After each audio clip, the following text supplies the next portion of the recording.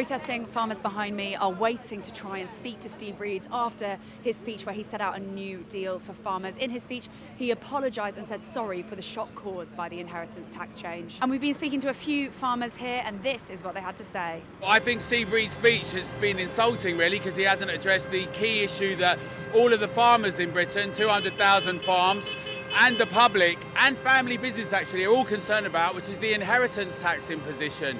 So to come to a conference, not address that, and not talk to people outside, and we've got scores of tractors, and that's why we're going to see a ramping up, and it's going to increase. It won't just be tractors in the street, it's going to be some more stuff.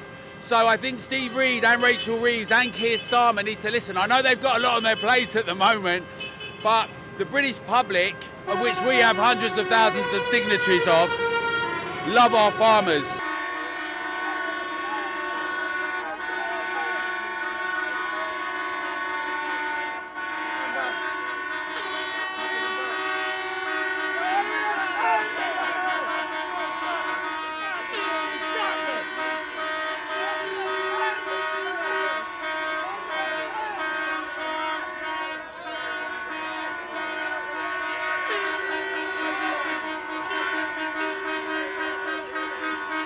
What do you make of Steve Reed leaving without speaking to you? Disgraceful. He should do. He needs to talk to the farmers, find out what's going on, and we can make it very clear that they're doing absolutely the wrong thing.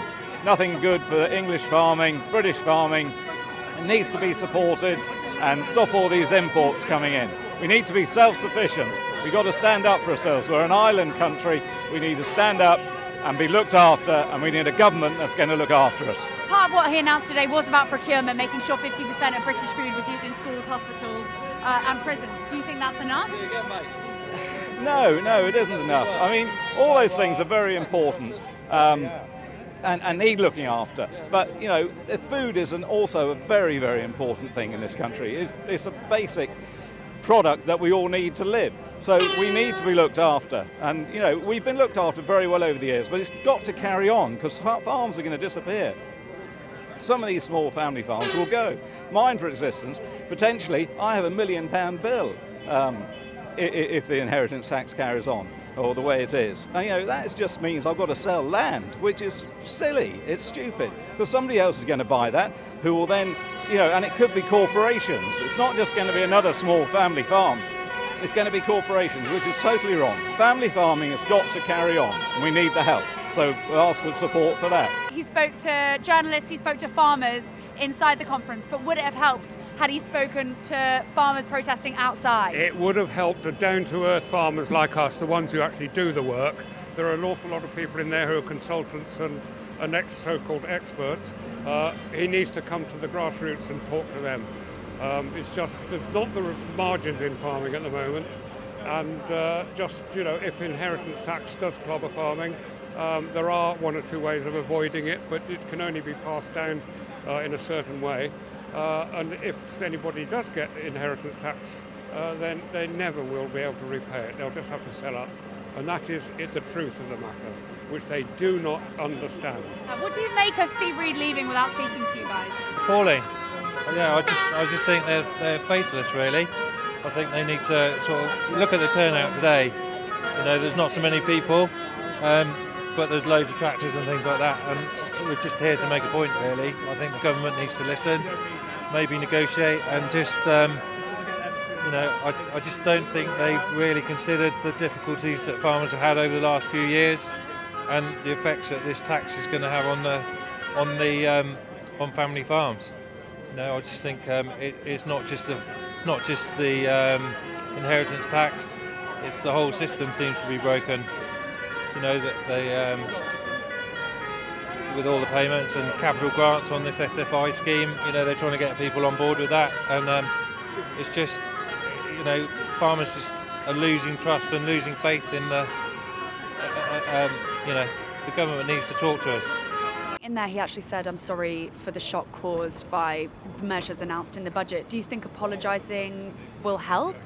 No, absolutely not. It's, you know, People are pushing the kind of narrative with the family tax and thing, but it's a much bigger picture here. Ministers don't really have an understanding about the rural economy. You know, they're making decisions from an office-based environment within the City of London without even rarely stepping foot in the countryside. Would you agree, Ed? No, I would agree, and I think it's what he's got to do now is, you know, sort of rebuild these relationships, you know, with farmers. Definitely. And I think apologising is something he can do, but the next step is that he's got to, you know, go out and talk to farmers on the ground and listen to their views and hear what they think, and that's the way that he's going to rebuild relationships with the sort of rural community and farmers.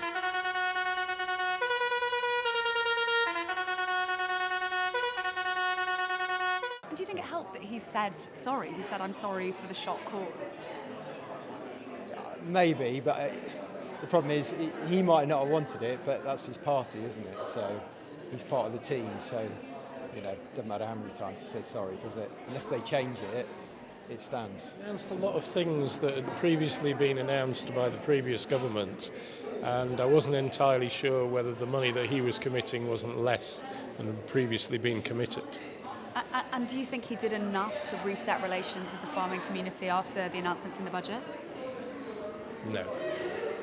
There should be nothing more important for the government than making sure their population is fed. And at the moment, there seems to be a real dereliction of duty about how they're going to provide the food that this country needs. The anger in the industry is one that I've never seen before. And the sense of betrayal, but also an industry which is just completely disillusioned about their future. Do you think it helped that he said sorry in there?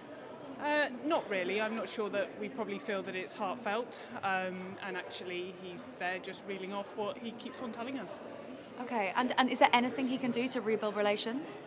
I think he needs to get out there and listen to farmers and listen to the community to hear what is actually going on out on the ground, to really reassure us, and the proof is then in the pudding. I guess he would say, you know, he met dozens of farmers last year, this is what he is doing, but there's no choice because of the £22 billion black hole over IHT. Yeah, I think it's easy to blame the previous government, isn't it? And that actually we should be looking at the nation as a whole and actually why are farmers being targeted quite so much. And do you feel kind of betrayed? You seem very angry. Yeah, absolutely. Yeah, very angry. I'm a land agent in Oxfordshire, and I see it firsthand from a lot of our clients. So, yeah, a big sense of frustration amongst the community. I don't think there was anything unexpected that there was nothing unexpected that he said. And I think many farmers would have liked to have seen more detail in terms of how those policies are going to be implemented. I think they're very much, being worked upon. And secondly, whilst there was a